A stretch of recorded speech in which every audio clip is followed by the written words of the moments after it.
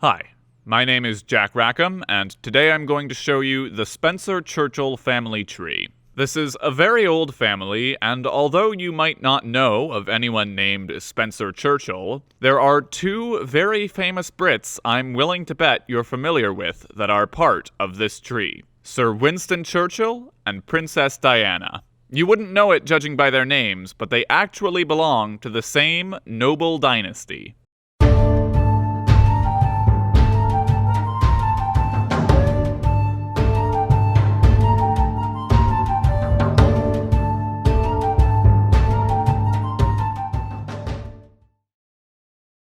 The reason for the naming convention that obscures the relationship between these two individuals is a little peculiar. The Spencer family and the Churchill family were originally separate houses, but although they later became one family, their descendants continued to use two separate names. Both families trace their roots back to the English Civil War, so let us begin there with the Churchills. Sir Winston Churchill, the namesake of the famous Prime Minister, was a fervent royalist who fought for the monarchy during the English Civil War. Well, after the monarchy was restored, and then later James II became king, Winston became an MP, or Member of Parliament, and was later knighted. His son John became an important general who served under 5 different British monarchs. He helped James II come to the throne by putting down the Monmouth Rebellion, but then turned around and deposed James II by supporting William and Mary during the Glorious Revolution. But he didn't get along with the new king, and William had him locked up after his name appeared on a letter supporting the restoration of James II, though that letter later turned out to be false, and eventually his reputation and position in the military were restored.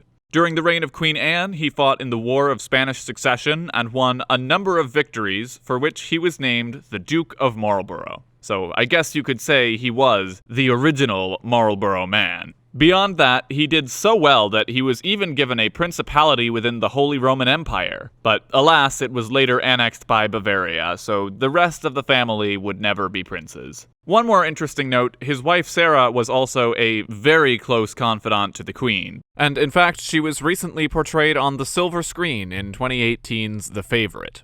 John had no sons who lived to adulthood, so his titles were passed to his eldest daughter, Henrietta, who became the second Duke. She too had no sons who lived to adulthood, so the title was passed through her younger sister to her nephew, Charles Spencer. The Spencers had also fought on the royalist side of the Civil War, which is how Henry Spencer became the first Earl of Sunderland, though he would die in battle a few months later. His grandson, Charles Spencer, 3rd Earl of Sunderland, held many other important titles, including 3 of the 5 great offices of state, which all still exist today in some form or another. He was first named Lord Privy Seal, the keeper of the monarch's private seal, a position now bestowed upon the leader of the House of Lords. He was then made Lord President of the Council, who presides over meetings and is now a position held by the leader of the House of Commons, and finally he became Lord High Treasurer, a position now held by the Prime Minister. So he had a lot on his plate. He married Anne Churchill, and they had 3 sons and 1 daughter. Their daughter was Lady Diana Spencer, and she became the namesake for the future Princess of Wales. Their eldest son, Robert, succeeded his father as the 4th Earl of Sunderland, but he died without any heirs, and so he passed his title to his next eldest brother, Charles, who also became the 3rd Duke of Marlborough. It's at this point that the family once again splits into 2 branches, with Charles' younger brother John beginning the other branch, which we'll get to later. Charles became Lord Privy Seal and fought in the 7 Years' War. His son George also became Lord Privy Seal, and then we come to his son George and the first instance of the name Spencer Churchill, since he wanted to highlight his connection to the famous first Duke. Likewise, he also combined the 2 families' crests into a single coat of arms. George, his son George, and his son John Winston all went on to become MPs, and then the line splits again. The ducal line continues this way, with a few more Johns and Georges and Charleses. The current Duke is named Charles James, a name that sounds backwards to one vaguely in touch with YouTube drama such as I, but he once had quite a lot of drama of his own. Prior to becoming Duke, Charles James was sent to prison twice, first for forging prescriptions and second for a road rage incident. Another interesting fact, after his father divorced his mother, he married the ex-wife of Aristotle Onassis, the shipping magnate who later married Jackie Kennedy. So while they share no blood connection, you can connect JFK to this family through a daisy chain of marriages. The more famous branch is over here. The 7th Duke's younger son Randolph changed his name to simply Churchill, even though, patrilineally speaking, he and all his descendants, even the Winston Churchill, are technically Spencers. This Winston married an American woman named Jenny Jerome. They had a son named Winston Churchill, later Sir Winston Churchill, who became probably the UK's most famous Prime Minister of all time due to his service in the Second World War. Winston Churchill had only one son, named Randolph, who had only one son, named Winston. Both served in Parliament. The younger Winston's oldest son, named Randolph, is now the most senior male descendant of the famous PM.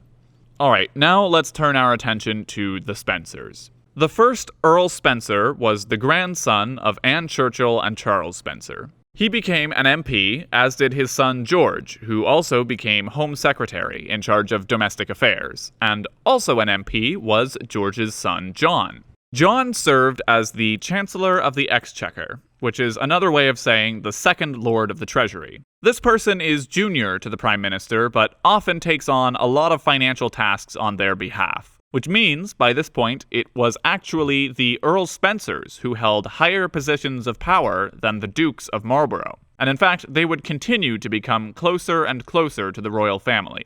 The 4th Earl Spencer, Frederick, fought in the Napoleonic Wars and served in the Navy for much of his life, eventually becoming Vice Admiral just a few months before he died. He also became Lord Chamberlain of the Household and Lord Steward of the Household. In short, he was the person who worked directly with the royal family to manage their personal home, arrange formal events, and to act as a liaison between the royals and Parliament. The 5th Earl, John, was also known as the Red Earl due to his long red beard. He served twice as Lord Lieutenant of Ireland, the island's top governor before the partition, and then as Lord President of the Council, a cabinet position supervising the monarch's closest advisors. John had no children, and so the next Earl Spencer was his half-brother Charles. Like his father, the 4th Earl, he became Lord Chamberlain of the Household. The 7th Earl served in the First World War, and his wife Cynthia was a close companion to the royal family. She was the personal attendant to the Queen Mother, that is, the mother of Queen Elizabeth II, for 35 years from 1937 to 1972. The 8th Earl also fought in a world war, landing on the beaches of Normandy the day after D-Day. He held the interesting position of equerry to both King George VI and Queen Elizabeth II. Historically, this meant the person who managed the stables of some member of nobility, though more recently it refers to a personal attendant, or assistant, or secretary. Now, he had a daughter who became quite famous indeed, so I won't go into too much detail on what you may already know.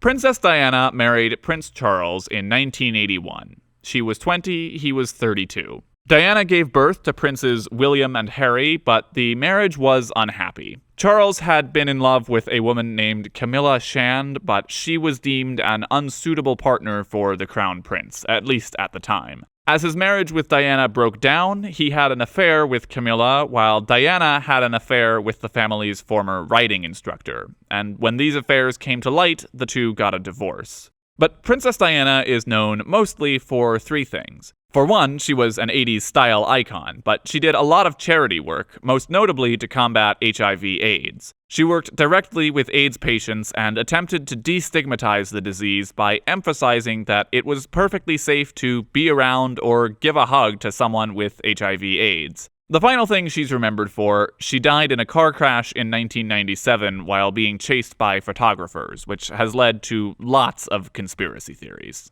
She has 2 older sisters, Sarah and Jane. Sarah was the one who introduced Diana and Charles, having dated Charles before her sister, and Jane is married to Robert Fellows, a first cousin to Ronald Ferguson, father of the Duchess of York known as Fergie. Diana also had a younger brother named John, who became the 9th Earl Spencer in 92. He has been married 3 times, first to South African model Victoria Lockwood, with whom he had 3 daughters and 1 son, who is set to become the 10th Earl.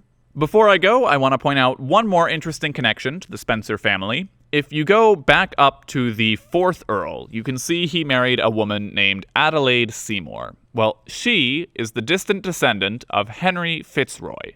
Fitzroy, as you might remember from previous videos, means son of the king, and is a name given to illegitimate sons. In this case, his father was the Stuart king Charles II. So, since Diana was a descendant of Charles II, and her son William is in line for the throne after his father, William will be the first Stuart-descended king since 1701. However, he is an illegitimate descendant, and not even the most senior person in that line, so this isn't a case of the Jacobites having their way after all these years.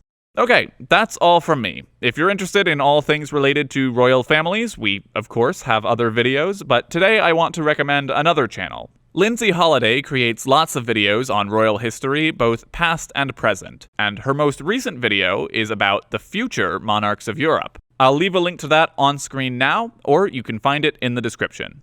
Thanks for watching.